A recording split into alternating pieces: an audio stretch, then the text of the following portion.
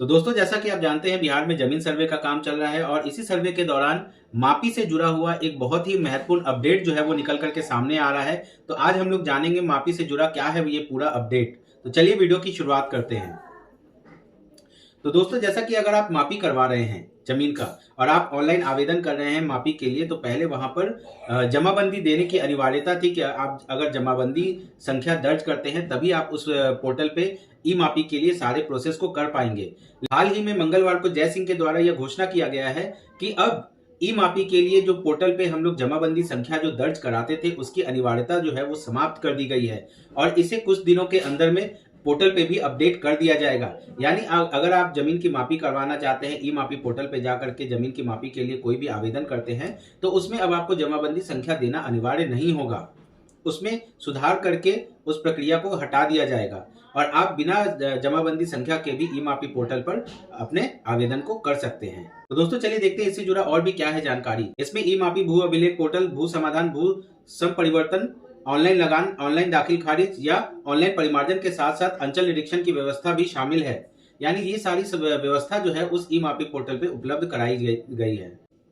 यह सुविधा कुछ दिनों में वेबसाइट में उपलब्ध होगी। इसके लिए आवश्यक सॉफ्टवेयर में बदलाव किए जाएंगे। यह निर्देश राजस्व एवं भूमि सुधार विभाग के सचिव जय सिंह द्वारा जारी किया गया है। उन्होंने मंगलवार को विभाग के सभी कल्याणकारी योजनाओं की समीक्षा की। इसमें ई मापी, भू अभिलेख पोर्टल, भू समाधान, भू संपरिवर्तन, ऑनलाइन लगान, ऑनलाइन दाखिल खारिज और ऑनलाइन परिमार्जन के साथ साथ अंचल निरीक्षण की भी व्यवस्था शामिल है।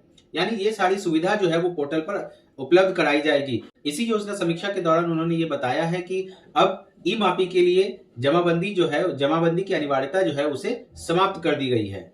उसके साथ और भी बहुत सारी सेवाओं के बारे में भी बताया गया है। अब जमीन की ई मापी के लिए ऑनलाइन आवेदन करते समय जमीन की जमाबंदी संख्या की आवश्यकता नहीं होगी।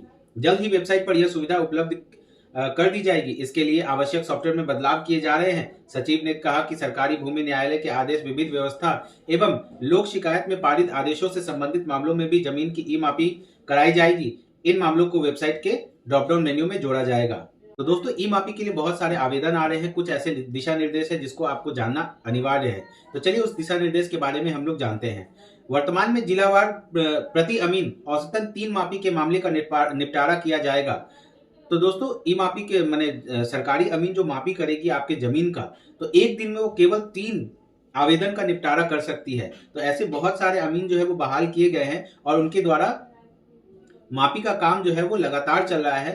तो देखते हैं कि आगे इसमें क्या है। सचिव ने यह निर्देश दिया है कि सरकारी भूमि की मापी के अभिलेख को भी ऑनलाइन किया जाएगा और जिलावार औसतन मापी द्वारा मापी मामलों में वृद्धि की जाएगी। समीक्षा के दौरान ई मापी के अलावा भू अभिलेख पोर्टल, भू समाधान, भू संपरिवर्तन, ऑनलाइन लगान, ऑनलाइन दाखिल खारिज और ऑनलाइन परिमार्जन समेत अंचल निरीक्षण की व्यवस्था की समीक्षा की गई।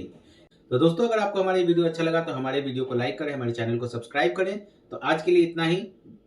धन्यवाद।